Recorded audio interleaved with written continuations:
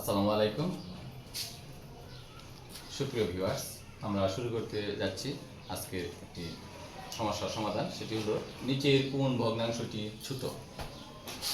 2/1, 4/1, 5/2, 8/5। এখানে 4টি ভগ্নাংশ রয়েছে। এই 4টি ভগ্নাংশের ভিতরে সমলব নাই, এক একটা লব এক এক রকম, 1, 1, 2, 5। হরও সমান নাই। সমহর যদি থাকতো তাহলে সমহর থাকলে আমরা কি করতে পারতাম? হর একই হইলে যে ভগ্নাংশের লব ছোট সেই ভগ্নাংশটি ছোট এটা হইতে পারত, অথবা লব একই হইলে যে ভগ্নাংশের হর বড় সেই ভগ্নাংশটি ছোট তাও হতে পারত। যেহেতু এটা নাই তাহলে আমরা এটা কি করতে পারি? সমহর বিশিষ্ট সমহর বানিয়েও আমরা ছোট বড় নির্ণয় করতে পারি। এটা অনেক সময়ের দরকার, যেহেতু আমাদের দ্রুত অঙ্কটা সমস্যা সমাধান করতে হবে। তাইলে আমরা এটাকেও ভাগ করে করে অনেক সময় দেখা যায় যে ভাগ করে করেও করা যায়, 5 দুগুণে 10। এই জন্য এটার ক্ষেত্রে একটু সময়ের দরকার। প্রত্যেকটাকে ভাগ করতে হবে, ভাগ করলে কোনটা বড় কোনটা ছোট এটা কিন্তু পাওয়া যাবে।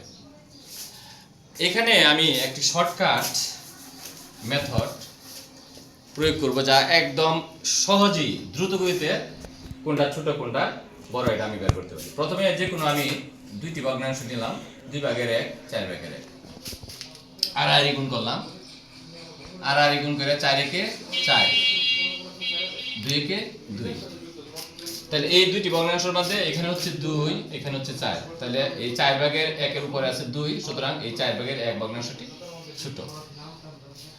তাহলে আমরা 4/1 এর সাথে তৃতীয় ভগ্নাংশটি তুলনা করি। 4/1, 5/2। আর আবার গুণ করলাম, এখানে হচ্ছে 4 দুগুণে 8, 5 একে 5। তাহলে এই 5 ছোট 8 বড়, সুতরাং এই 4/1 ভগ্নাংশটি ছোট। এই 4/1 এর সাথে পরের যে ভগ্নাংশটা আছে 8/5 তুলনা করতেছি। 4 5 20, 8 একে 8। তাহলে এই 8 ছোট 20 বড়, সুতরাং এই 8/8 হচ্ছে 4/1 এর উপরে ভগ্নাংশ, সুতরাং 4/1 ভগ্নাংশটি সবচেয়ে ছোট। এখানে 4/1 ভগ্নাংশটি সবচেয়ে ছোট। তাহলে আমরা কি পাইলাম? 2/1, 4/1, 5/2, 8/5। এই চারটা ভগ্নাংশের মধ্যে আমরা পেয়ে গেলাম 4/1 ভগ্নাংশটি ছোট। কিভাবে পেয়ে গেলাম আবার আমি এক নজরে আসি। যে কোনো প্রথম দুইটা ভগ্নাংশ নিব, আর গুণ করব, গুণ করে উপরে লিখে ফেলব।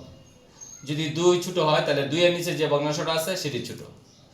এরপরে ছোট ভগ্নাংশটার সাথে পরে তৃতীয় ভগ্নাংশ নিব, তৃতীয় ভগ্নাংশের সাথে তুলনা করব কোনটা ছোট, ছোটটা রেখে পরে আবার পরবর্তী যে আরেকটা ভগ্নাংশ আছে চতুর্থ ভগ্নাংশ সেটা নিব। নেওয়ার পরে আমরা তুলনা করব যে এখানে সবচেয়ে ছোট কোনটা।